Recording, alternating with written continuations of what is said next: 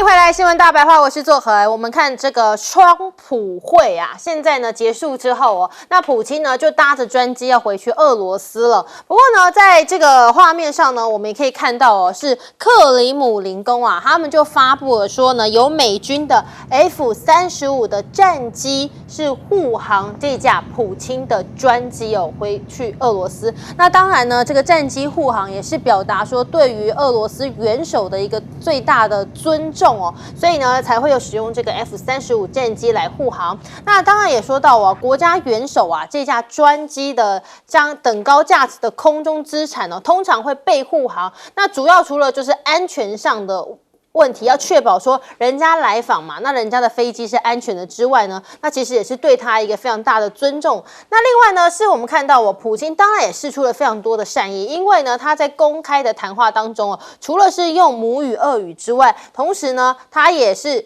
难得听到他开口说英文，他就在川普跟他举行的联合记者会当中说了几句英文我们先带你来听一下。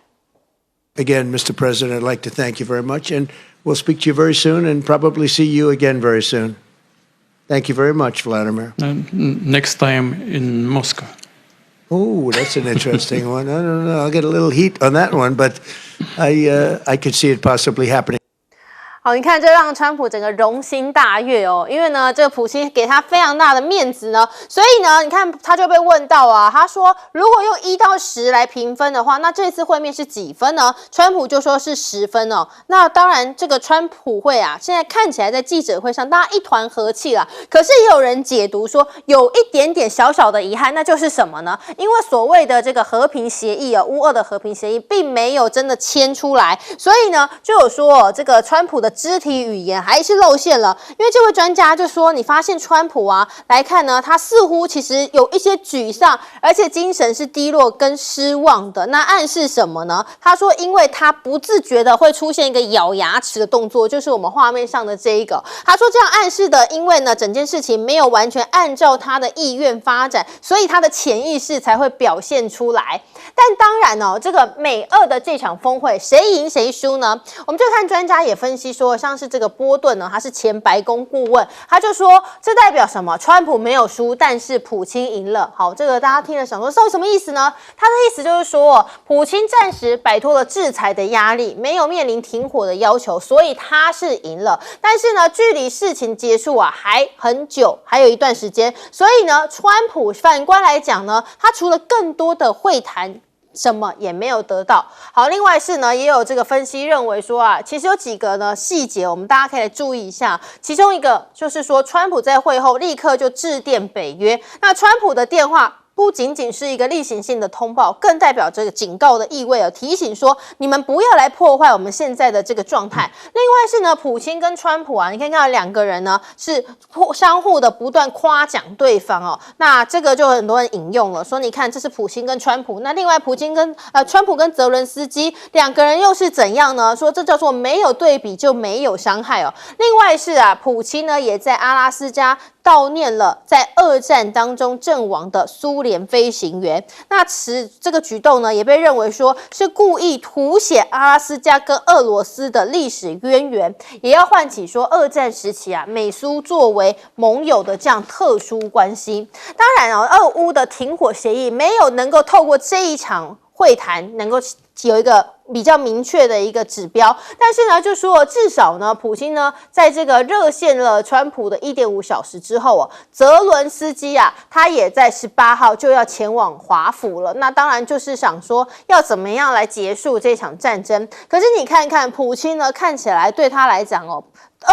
乌克兰怎么讲不重要，重要的就是他要能够让这场战争画下休止符，所以甚至呢还传出说，他要求乌克兰要让出整个顿巴斯地区大概是6600平方公里的土地就是要割地求和就对了，甚至还要求国际呢要正式承认莫斯科对于克里米亚的主权，以及乌克兰将会被禁止加入北约。那川普呢现在就要不断的来劝接受嘛，可是泽伦斯基显然是不想。结果呢，川普还说俄罗斯是一个大国那你乌克兰兰又不是哦，所以意思就是说要乌克兰买单吗？那另外是呢，外媒也说，作为乌克兰安全保证的一环哦，现在美方就提出说，那既然这样，我们就用一种非北约的第5条款形式来做保障，而且呢还推测已经获得了普京的同意了。那普京呢，现在就提议讨论说，这样的乌克兰安全保障呢，他要把中国也拉进来。他说，这个中国啊，现在是可以作为潜在的担保人哦。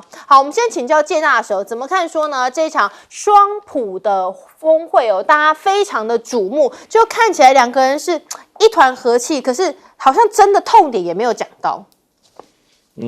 基本上川普认为这次的谈判，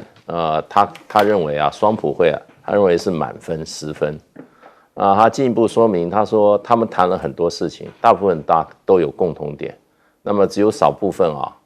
双方有不同的看法，所以呢，从川普的角度上来看的话，他已经怎么讲，跟普丁达成了大致的协议。他虽然说没有最后的协议，没有最后协议，就是说他们两边达到的东西还需要第三方来接受嘛。所以川普他说他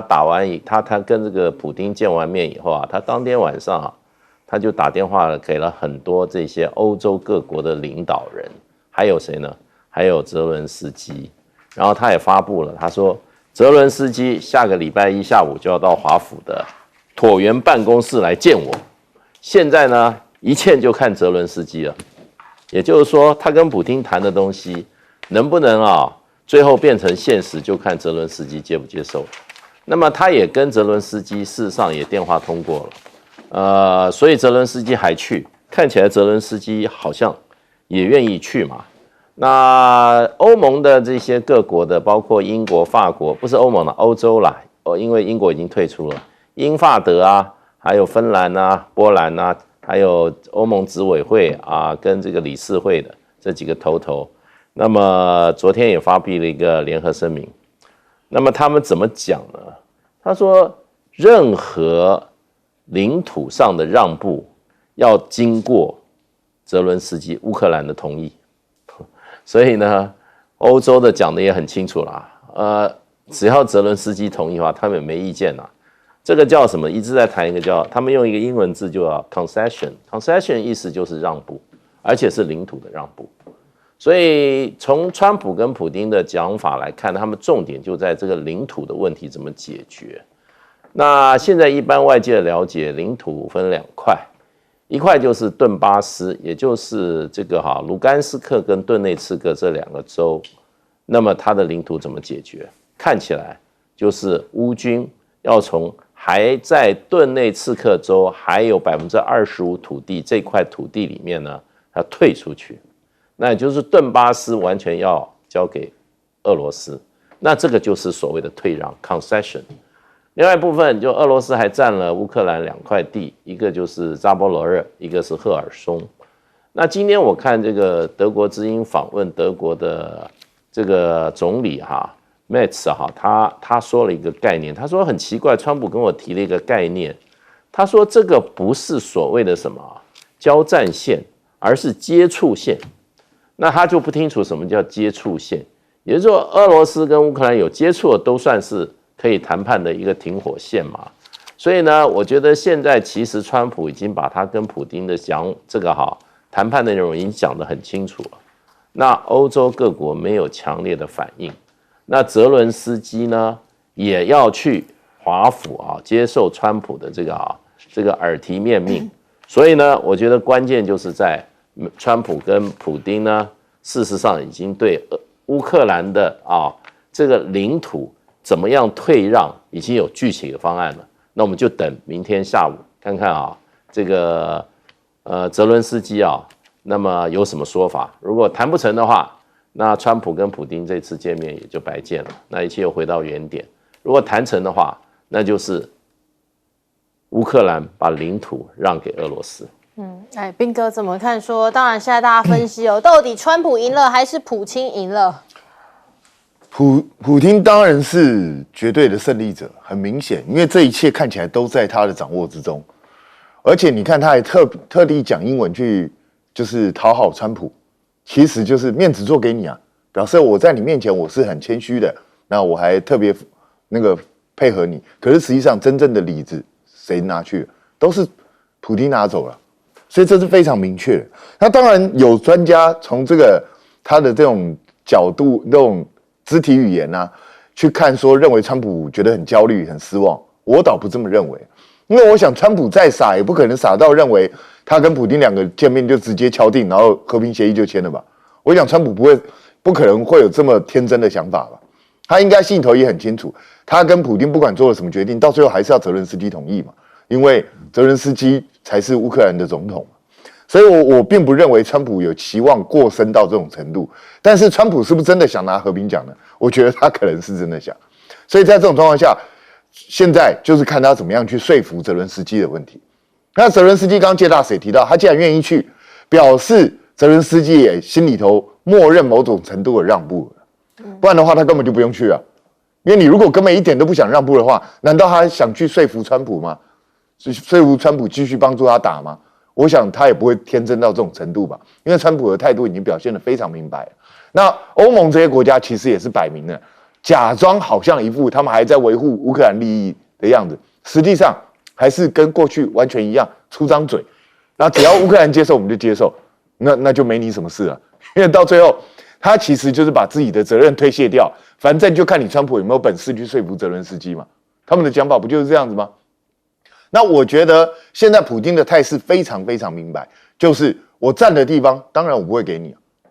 然后甚至我还没占到的地方，你都还要给我，你要让顿巴斯啊、卢甘斯克这边全部都属于我，你乌克兰就是完全放弃这些地方。那表面上是说好像拿地来交换，什么哈尔科夫啊这些地方，那些地方其实在战略上，这个俄军在这边，他要长期在这边坚守住也是很麻烦的一件事。那一些对我来讲不重要的东西，我就还给你也没关系啊。但是其他的条件是更严苛的，不只是领土啊。那你乌克兰未来可能要完全沦为附庸国，然后变成这个北约跟俄罗斯之间的一个缓冲地。那这个对乌克兰的国家地位是非常重大的一个伤害。那可是谁能够去保证这些东西？普丁竟然连中国大陆都讲出来了，就表示双方已经谈到相关的细节了。那也可以看得出来，川普基本上也没有帮乌克兰争取到什么东西，就是他可能要转头过来去强迫泽伦斯基接受乌克兰战败，并且必须割地，甚至要付出很多其他这个不平等条件的这样的一个代价。那所以我觉得这个对乌克兰来讲当然是非常糟糕的一个讯息。特别是川普还特别讲说俄罗斯是一个非常强而有力的一个强权。那请问一下，大家有没有想过那些说今日乌克兰明日台湾的那些人，想想看台湾未来会不会变这个样？但现在如果这个俄乌要停火，是不是中国呢是扮演一个蛮重要的角色？来，舰长。我们看到啊，现在在这一个美俄的高峰会之间，中国的角色隐隐的出现了。那其实呢，在这个高峰会举行之前，川普是怎么样威胁普丁的？他说，如果普丁不同意停火的话，那会有非常严重的后果。那泽伦斯基也这样讲啊，说我们依赖美国的强大，那感觉上好像这次会有什么样的结果？但是我们可以看到啊，这次到底有多大的排场呢？那我们来看啊，这个是他们摆出的 F-22，然后一直从空军1号一直拉到这一个台。我们什么时候曾经看到来访美国的一个外国元首有这样的待遇啊？阿拉斯加2025还有这么长的红地毯，而且不止一条，还有第二条。为什么还有第二条？这边还有一条，也就是普丁走过来的那一条。那也就是我们看到的这一个情景啊。而且它不只是这样而已，它虽然只是一个感觉简单的会谈，但是其实它没有标准的仪队，但是它有类似仪队的部分啊。那也就是我们看到，其实这在 CNN 只有很快的一个角度，但是我们看到那个准仪队出现在这边啊。那然后呢，为什么会发现？因为我看到川普不知道在跟谁回礼啊，那这应该就是有仪队，而且他还有空中分列式，所以其实他帮普丁的这一个面子都做满了。但是我们从细节来看的话啊，这个是 ABC 的这个就是美国广播公司的记者问普丁说：“哎，普丁总统，你什么时候才能够停止杀害乌克兰的平民？”结果普丁是做什么样的表示？其实我们刚刚的那个画面里面有，他就这样比比耳朵，好像他听不懂，然后表现出一副很狡黠的样子。但是他们两个一起进入了美国总统的专车，难道他们用俄语交谈吗？不，他们用英文。所以我们应该这样子假设啊，普丁他是会英文，而且他的英文的表达能力是无碍的。那我们不要忘了另外一件事，也就是普丁前往美国之前，他曾经有致电给习近平主席啊。那他致电的时候，是不是已经有提到，就是中国来担任这个未来维和的一个角色？其实我们不得而知，但是我们可以继续观察下去。这也就是我刚刚讲到的，中国因素已经成为大国跟大国之间不得不正视的元素。更多的国际内容马上回来。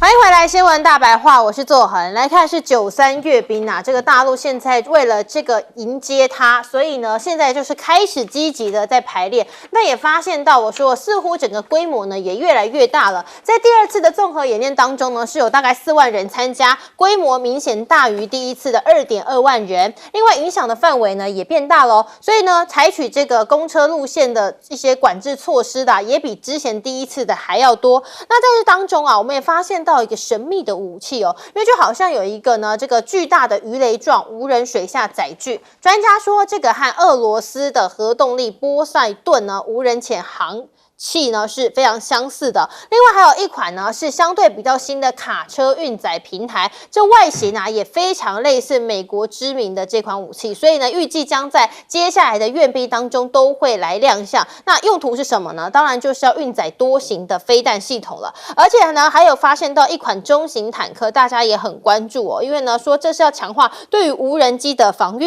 英国的《每日邮报》就分析说，北京航空航天大学呢近日就成功研发出了世界首架的喷射发动机驱动这个高速垂直起降无人机。讲了这么长，他说这项技术啊，就是可以使得大陆各型的军舰都可以具备航母的作战能力哦。那如果是这样，当然是一个非常颠覆的一个改变了。当然，我们看到哦，除了呢现在这个中国大陆方面有大阅兵要排练之外呢，川普现在陷入呢这个内外交迫。川普针对关税的部分呢，说企业开始也很担心了。工业安全局就说，他们将近407个产品编码加入在这个关税表当中。那这些产品呢，都因为含有钢铝的成分，所以是适用50%的钢铝关税的。但川普啊，已经在6月初就已经扩大了关铝课税的商品范围，这当中包含很多民生用品，像是呢洗衣机啊、冰箱啊这些日常的家电产品哦。所以经济学家就分析说，如果8月份再对更多的产品课税，那这样可能会增加全球贸易以及供应链的风险。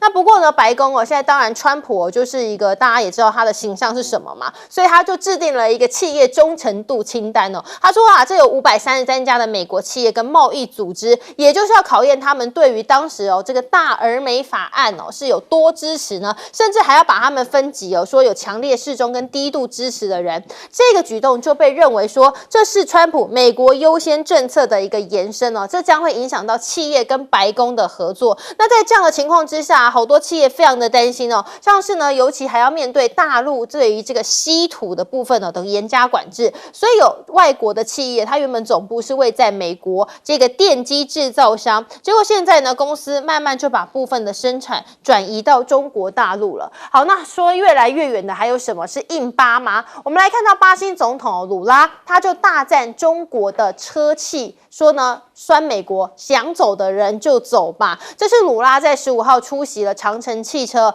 会在巴西圣保罗的一场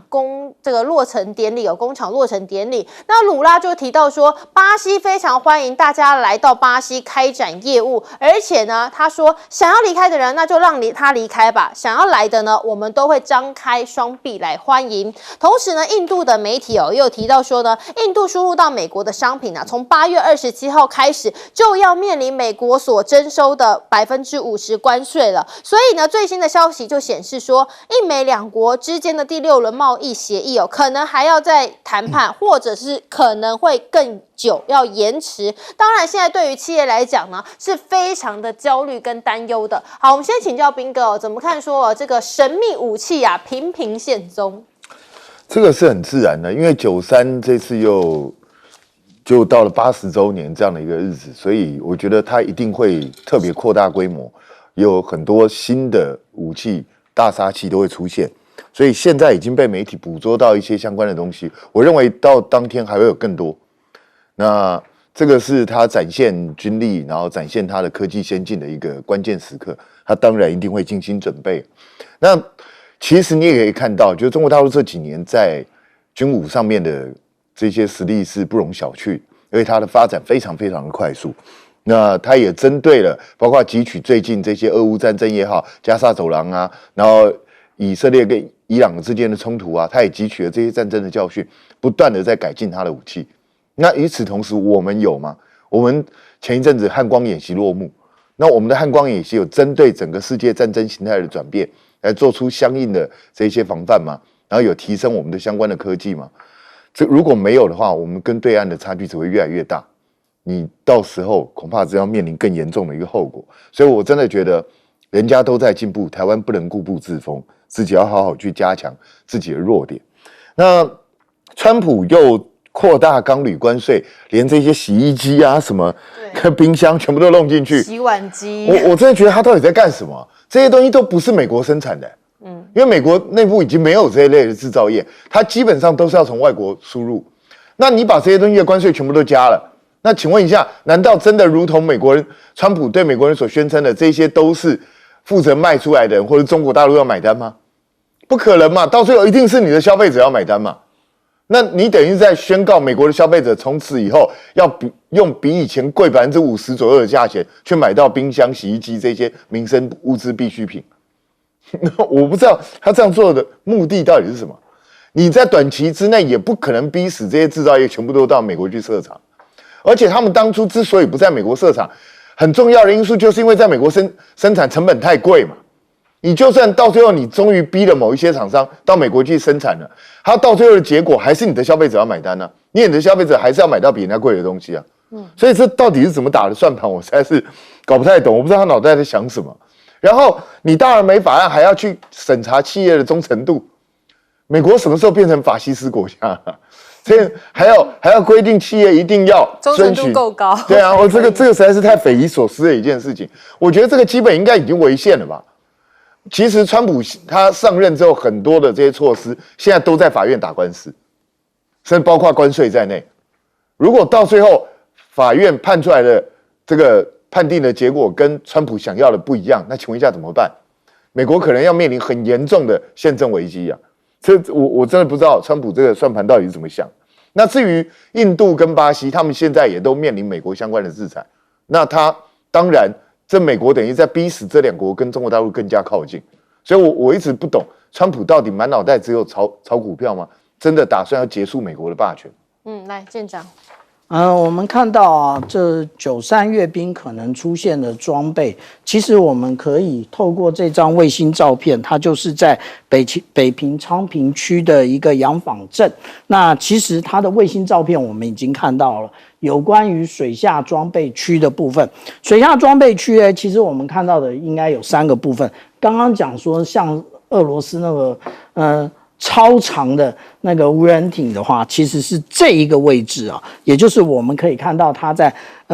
排列顺序上是最上面，其实最下面还有一种啊，也是这种超大型水下无人载具。那其实这一些我们在2022年7月31号三亚的海军基地就已经看到了。所以解放军这次展示的不是模型，而是他现在实际上在用的装备。其实除了在水下之外，水上呢？那水上其实我们看到这个是无人迫降艇啊，那这个无人迫降艇也会在这一次的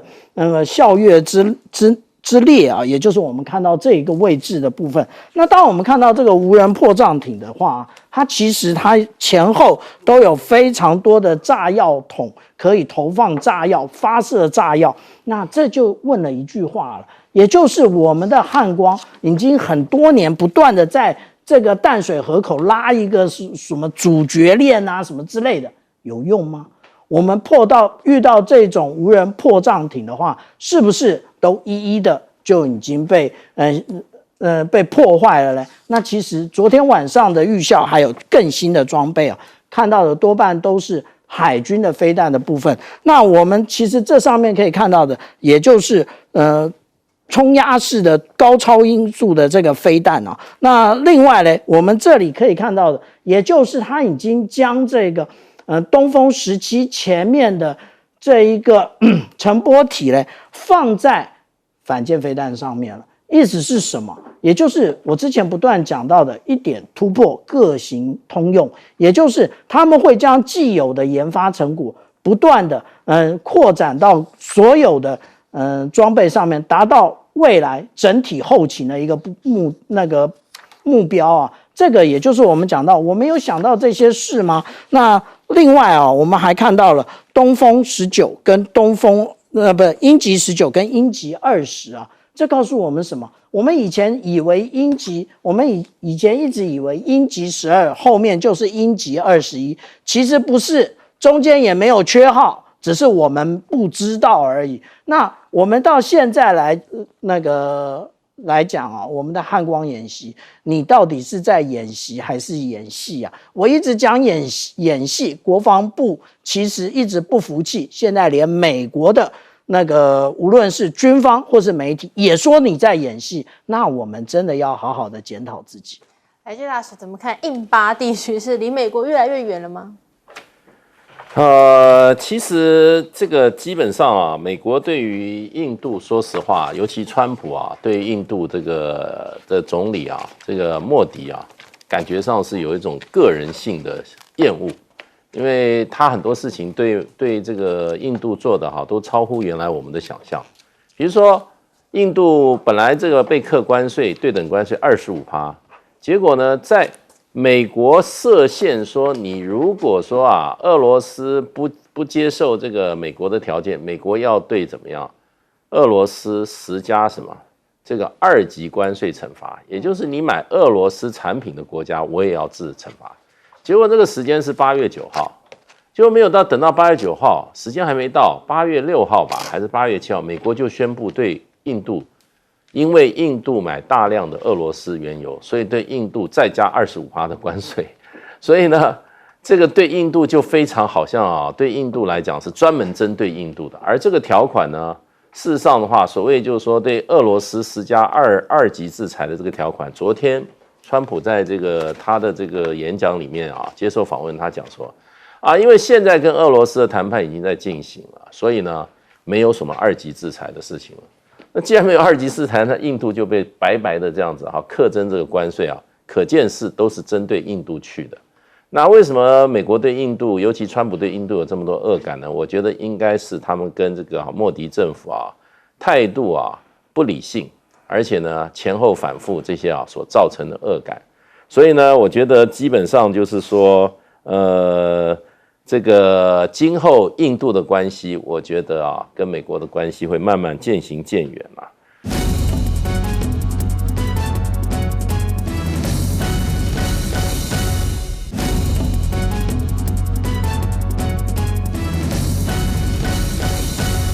好，接下来看看全球昨天都在看什么？看普普会。普普会结束之后，普京搭上了专机返回俄罗斯，路上他特别 po 了这个影片，美军有 F-35战机伴飞。透过画面可以看到，这个画面是特别要展现说，哇，多么高规格的对待普京访美一行啊！克里姆林宫发布的这部影片写着哦，美国战机护送俄罗斯总统专机从阿拉斯加飞往俄罗斯，这真的很稀奇。长期以来两边的这个对立，突然在川普这一刻还要美军 F-35去护送普京回国，那显然这双方的互动是好到不行，至少对川普跟普京来讲啊，承诺要互相帮助吗？他们一见面就笑开怀。机场那段大家都看到了，快步这个普京走向川普之后讲了什么？那我们刚刚大家看不到啊，厉害了，唇语专家来帮他还原对话内容。根据媒体的报道，《每日有报》的哦，唇语专家说，第一句话，川普向普京说的是。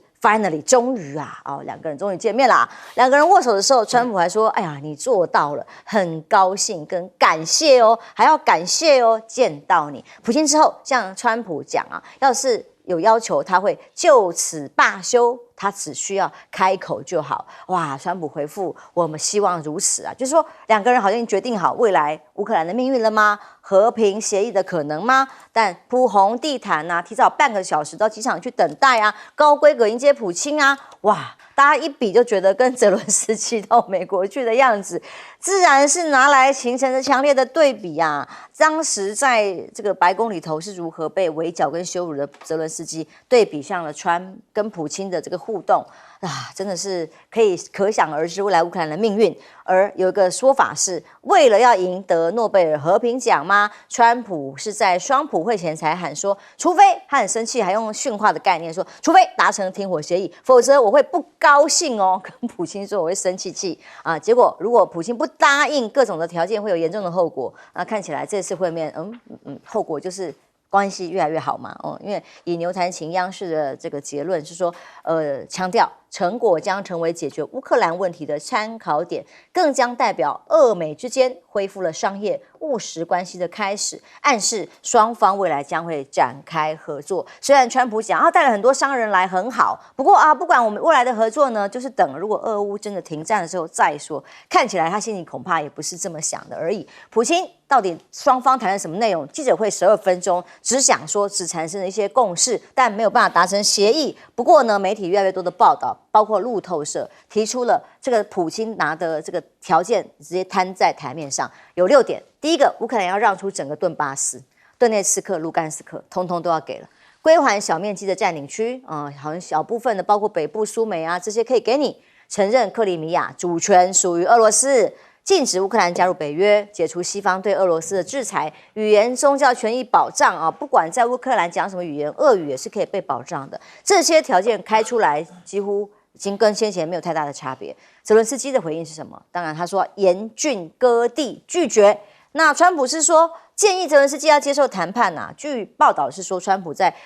普会之后也立刻打电话给泽伦斯基，他是这样说的：建议泽伦斯基接受谈判。的结果，你看看，俄罗斯是一个很大的强权，这个有人翻译说你这个它是个大国家，而你不是，乌克兰不是啊，这个听起来很心酸，觉得台湾也是哦。好，泽连斯基回应，停止杀戮才是真正的和平，不会用领土换取暂时的停火。现在川普已经改口，不讲停火协议，而是讲和平协议啊，大家也是说为了诺贝尔和平奖嘛泽连斯基接下来访美喽，18号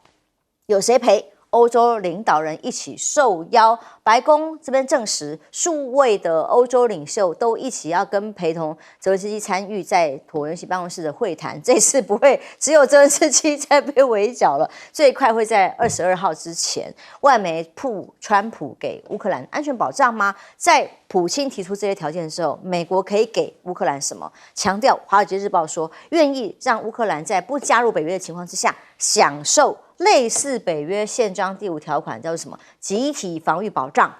也就是说，乌克兰一旦遭受攻击的话，会获得美国在内多国共同的防卫，但并未承诺美军要驻扎地面部队。所以泽伦斯基要访白宫之前，大家欧洲领袖想要挺他呀，但有一件事情要先确保，就确保他们不会再在白宫里面吵架，不是吗？那这次会议呢，会有法国总统马克宏、德国总理先举行一个欧洲志愿者联盟的视讯会议啦，就先确保这个流程。那其中呢，怕泽连斯基在搞砸呢，还派出了一个川普最爱的对话者出马，这个人是芬兰总统司徒布同行，说是这个57岁的司徒布呢，是目前川普最信赖的欧洲密友，因为打高尔夫球啊，觉得对方球技很好啊，就可以让缓和双方的这个气氛啊。说起来也真的是蛮尴尬，这个是一个谈判，谈一个国家的和平跟人民的未来。那像这样的玩法，哎呀，找个很会打高尔夫的川普会让多一点吗？在8月15号，他和俄罗斯总统普丁在阿拉斯加举行了双普会，然后很快的8月16号，他打电话给泽连斯基，还有另外6个欧洲的领袖，谈了90分钟。那其实这2天改变了整个川普对于乌克兰议题的基本态度。在此之前，他其实是比较希望说能够取得一个停火最重要，好，取得停火，然后我再来慢慢谈。但这个在他跟普丁3个小时会面之后哈，我想象他大概大部分时间都是听普丁在讲，他觉得我们就不要讲停火好了，因为停火还会有战争嘛。他说干脆要讨论一个和平协议了。他跟泽连斯基这么讲，他跟其他欧洲领袖这么讲，基本上他们也赞成。但怎么一下子有这个转变？第一个，在阿拉斯加谁拥有主场优势？不是川普，不是美国，而是普丁。因为整个2个双普会的主轴是俄乌战场，其实俄罗斯俄军才拥有俄乌战场的真正的主场优势，也就是现在俄军在整个战场上其实是节节获胜，尤其红军城要被包围，如果拿下红军城之后，就一马平川。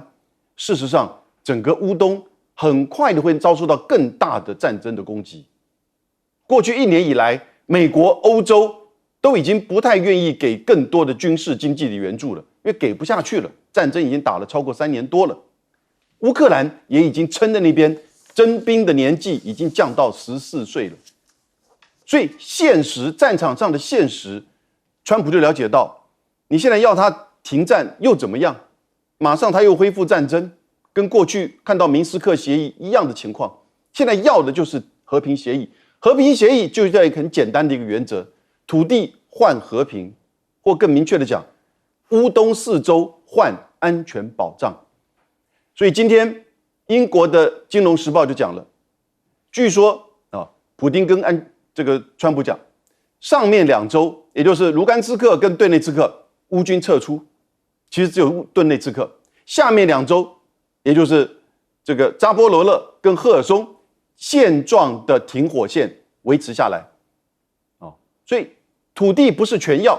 这也是代表可能的俄罗斯方面的退，但安全保障。乌克兰要什么？你大概立即加入北约是不可能。可是现在有没有可能一个准北约的，就是安全保障？有点类似像什么呢？像是之前芬兰、挪威。其实过去20-30年来，芬兰、挪威不是北约的会员国，可是他在所有的北约的活动演习，他都参加，也都算在整个大的战略里面，某种程度也在这个保障圈里面，只不过是没有法律性的保障。可是所有的活动军售都在这个框架里面，所以我觉得他们现在在谈的是这个东西。所以18号很快的，就是一方面避免真的重演2月28号泽连斯基一个人去的话，可能就真的吵起架来。另外一方面就是他还是需要欧洲这边的支持。美国这边其实换言之，是川普真正的想要一个停战，还是美国已经开始在甩锅？然后呢，某种程度希望你自求多福，你在我的见证保障之下，你赶快土地换和平，到底是如何？这就是国际政治的一个现实哈。我们看18号之后，在泽连斯基跟白宫和川普的会面之后，可能会有进一步的发展。楚老师，在美国媒体很多报道的标题都直接说，川普是被普京牵着鼻子走。那这个过程最后做成的结论，如果欧洲泽连斯基真的在表达意见，有办法如川普所希望跟俄罗斯谈出来的结论吗？我觉得现在呢，其实川普大概是在欧洲跟这个俄罗斯之间抓一个平衡啊，已经不像一开始的时候他对于俄罗斯有那么高的期待，所以才会陆续有各种报道说，欧洲国家的领袖用什么样的方法去挽回川普的心啊？比如像说英国的这个首相就是提出这个所谓这个查理士国王的邀请函啊，这个川普很有兴趣。那这个德国总理呢就提出了川普祖父的这个出生纸，用这个金框把它框起来。啊，那这个芬兰的总统现在是大家注意到了，原来他跟川普居然那么好，每天通2次讯息啊！哦，那一早起来他运动完以后，这个接着做完桑拿，可能川普的讯息就来了啊。那为什么他们这么好呢？因为他这个大学的时候曾经在南卡罗来纳州读过书啊，福尔曼大学。那你说这个有什么关系呢？他当然，因为他那个时候是拿到一个高尔夫这个奖学金去那边读书，然后他就对美国的文化啊、美国的运动，因为他自己的父亲是冰球协会的这个执行长嘛，所以他们是等于算是运动世家。然后呢，他就跟美国的南方，他说他自己开玩笑说，他其实虽然他是个芬兰人，但是呢，在文化上他也是个美国南方人。这个就很投共和党的口味啊，尤其是共和党内的一个重量级的参议员，叫做什么葛莱姆。这个大家可能就很熟悉啊，也来过台湾的，所以葛莱姆把他推荐给川普，然后他跟川普一起打了高尔夫球，两个这个非常的非常投缘，所以就变成川普的好朋友。那么他其实对俄罗斯是非常不假辞色的，因为芬兰就在第一线嘛，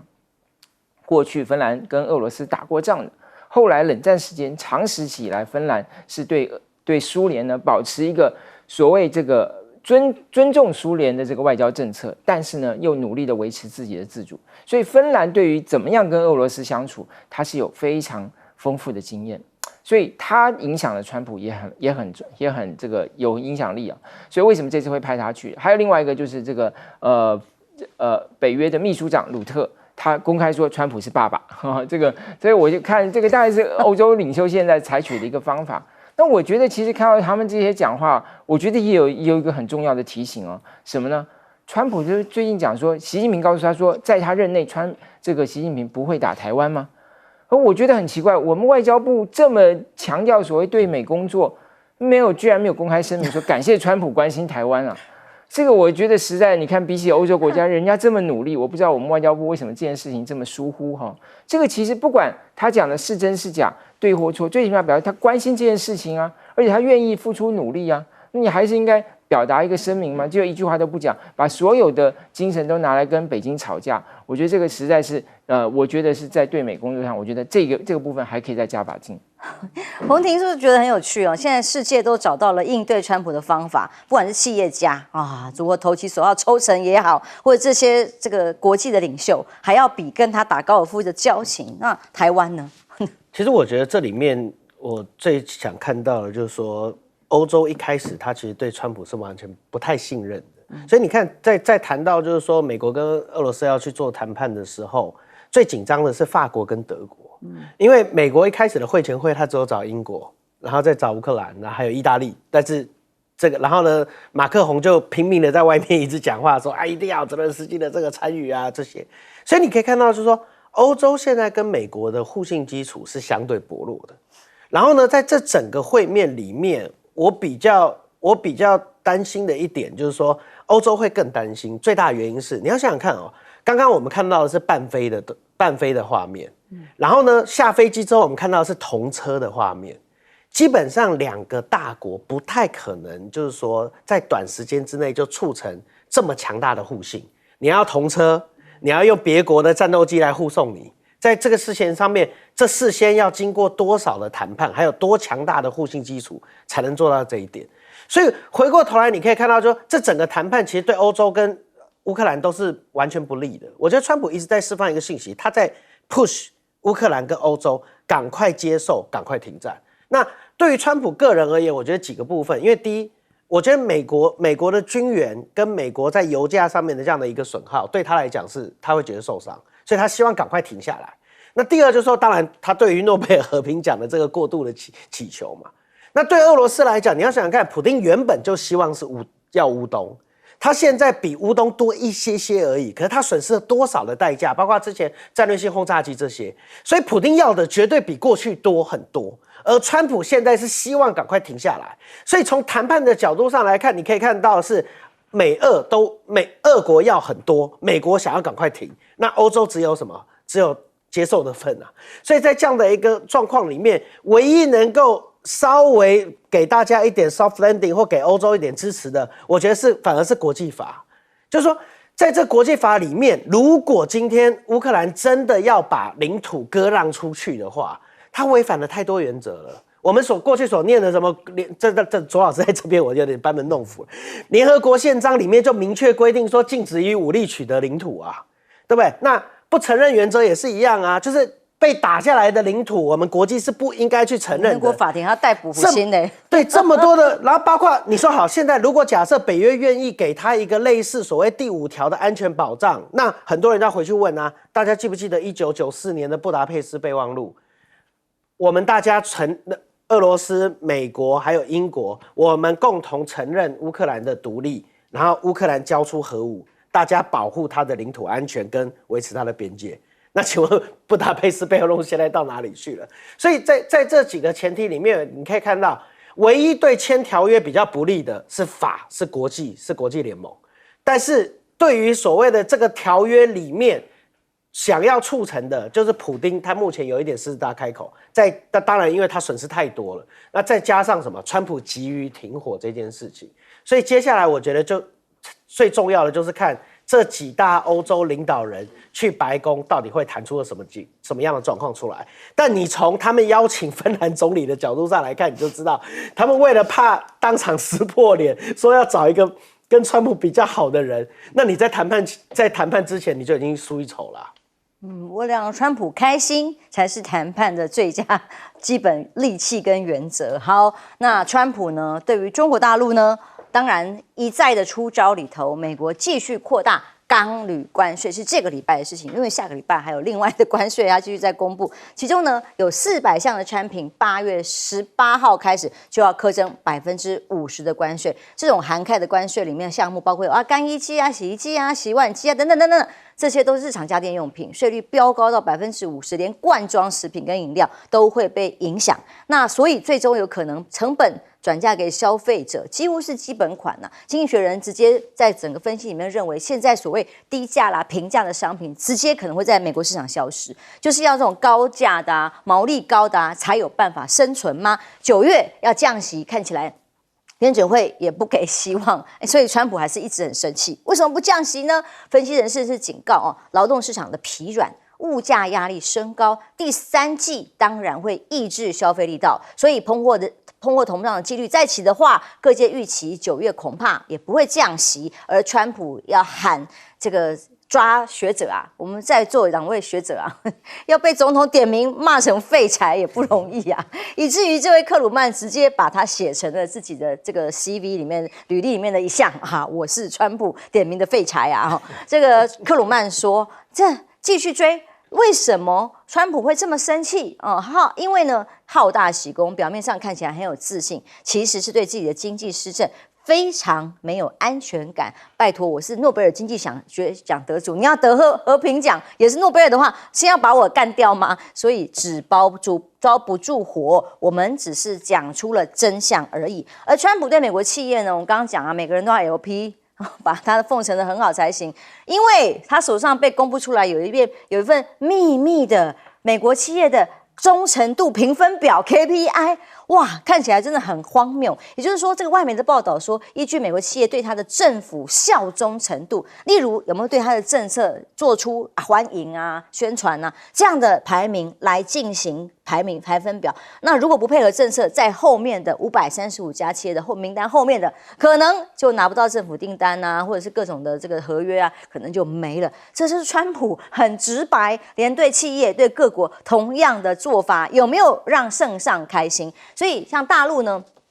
反而是现在被延缓在2级的这个相关的关税里面先暂缓，还有先停止的国家，接下来还有关税谈判90天的延展期。大陆部分是立刻在稀土这个关键资源上是跟美国谈判最重要的一件事情，所以呢，他继续严管稀土囤积之外，美国有电机厂商直接这位首席执行官直接跟英国媒体透露说，没办法。我们公司不能没有稀土，所以已经决定把部分的生产线移到大陆去了。刚好跟川普想的相反啊，不是制造业什么通通回到美国，而是有部分厂必须移到大陆才有办法取得稀土、磁铁这些产品的组装。金融时报也报道，知情人士透露，中国大陆正在提醒买家不要大量囤积稀土制造品啊、电动马达这些，因为刻意要降低出口的核准量，目的是未来都是谈判筹码。那一样是买俄罗斯石油啊，就说这个所谓的2级的制裁啊，印度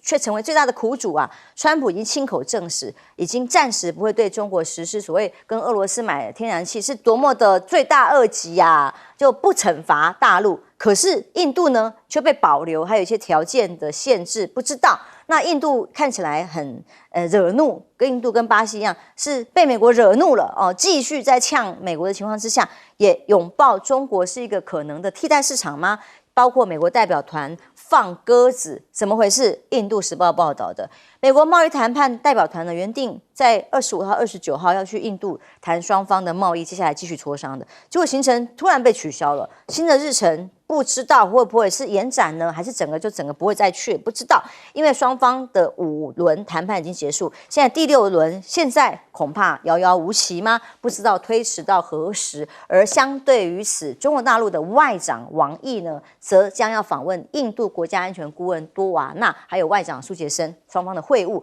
看起来就释出了相当大的善意跟信任啊，尤其是在讨论如何在喜马拉雅争议边界减少驻军这件事情。商业企业的相关的合作会谈会不会也是重点呢？巴西中巴首度通话之后，陆汽已经汽车啦，已经进驻这个巴西，开始设厂啦，跟合作啊举行的开幕仪式。长城汽车看到了巴西分公司，哇，看起来非常开心。他们的总统卢拉大战，这个是未来的希望。而巴西卢拉总统中国车企开场酸美国说，想走的就走吧。巴西政府欢迎外国公司来巴西开展业务，他也暗讽离开巴西市场的美国企业、欧洲企业想离开的就离开，未来我们张开双臂欢迎。也就是说，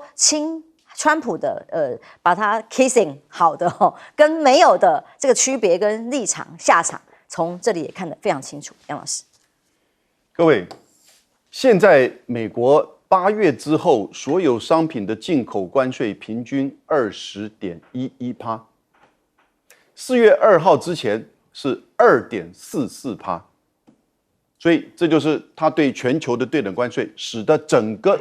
进口的商品的关税升高，而且不是只针对中国大陆，针对全球。那我们过去经济学一定告诉你嘛，你科的关税增高，你一定会反映在内部的这个售价、物价的上面，那人民会这个比较多的支出。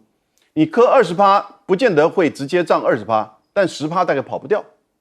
最有名的一个案子就是2018年到2023年5年期间，美国的洗衣机，川普也是把它涨价，涨到50%。结果呢，在这5年，他后来平均涨价34%。然后呢，政府收入因为这个税嘛。政府的收入来自于 LG 啊、三星啊，还有日本啊、中国的海尔的这些洗衣机都要缴税，缴将近50%的税。然后呢，政府收入可以达到8亿美元在这5年，可是人民因此多付出了15亿，就买洗衣机。同时呢，干衣机也跟着涨价，美国的本土洗衣机也跟着涨价。那是引来三星跟 LG 在美国2个州投资设厂，1800个工作而已。这每个工作如果算一算的话，美国人民为了他一个人增加了大概要负担80万美元，所以这个是个很有名的案子。那只是当时2.44%针对这一个洗衣机，现在来到了20%。高盛说这个20%会在今年的10月在物价上反映出来。其实你现在去看沃尔玛都已经涨了将近1/4，有一些商品。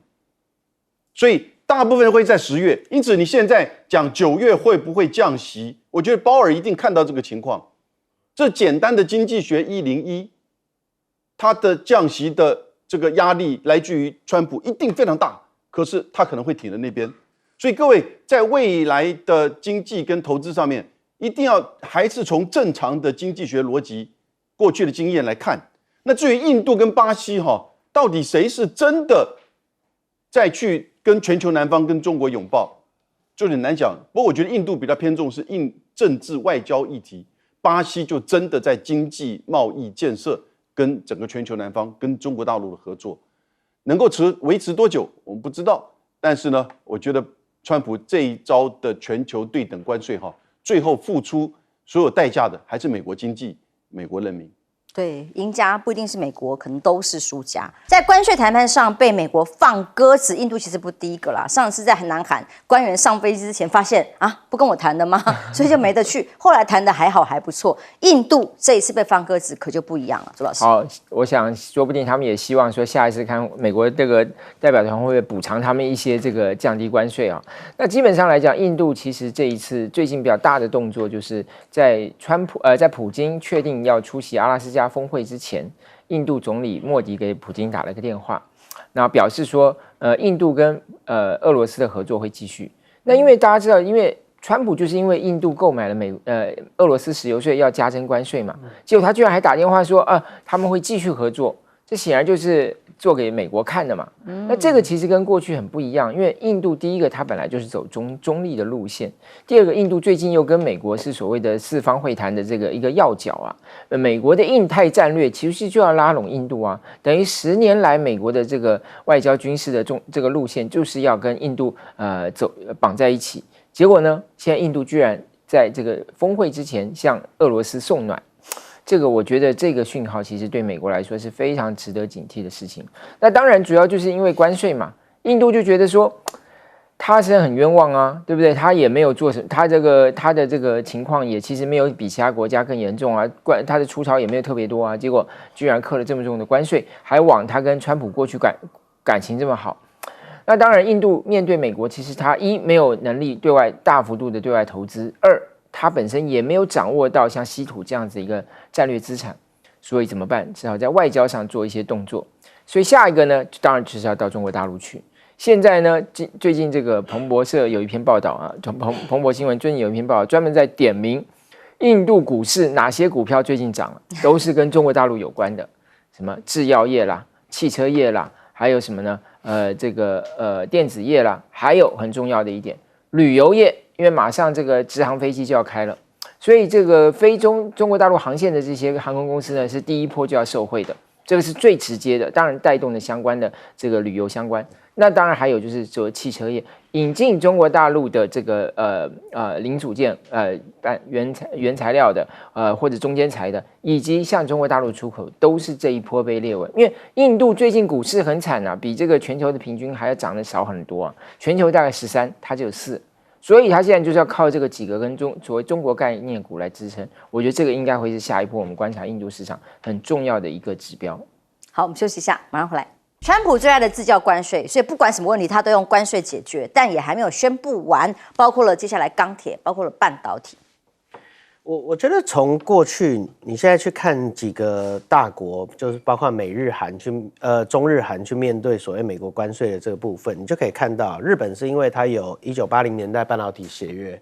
那韩国是因为1990年代那整个经济大衰退，就是电影分秒必争演的这样的一个过程。那中国大陆是2018年的时候跟美国开始打这个贸易战，跟他打过的都有一些 PTSD， 而且处理都会相对比较好。我觉得中国在这方面，他现在在做的一件事情就是，他尽量在拖延整个谈判的时间，因为他觉得川普是那种 fight 的角色，也就是说，如果我真的跟他谈完了，接下来他又不知道要从哪里继续来跟我讲些什么东西，那我还不如用拖延的这样。那他的底气是什么？就是他的制造能力。川普也不太敢在这个时间点里面大规模的把他的这个关税往上涨，最大的原因就很简单，就是我们过去讲的嘛。如果现在去做大规模的课税，那圣诞节就不用过了。那所有的这些关税转嫁给消费者之后，会不会再引发下一波更危险的停滞性通膨？这就是刚刚一开始，其实包括 Paul Krugman 这几个学者最担心的一个部分。而且你看最近贝森特受访的时候，他慢慢开始要去面对一些比较尖锐的问题。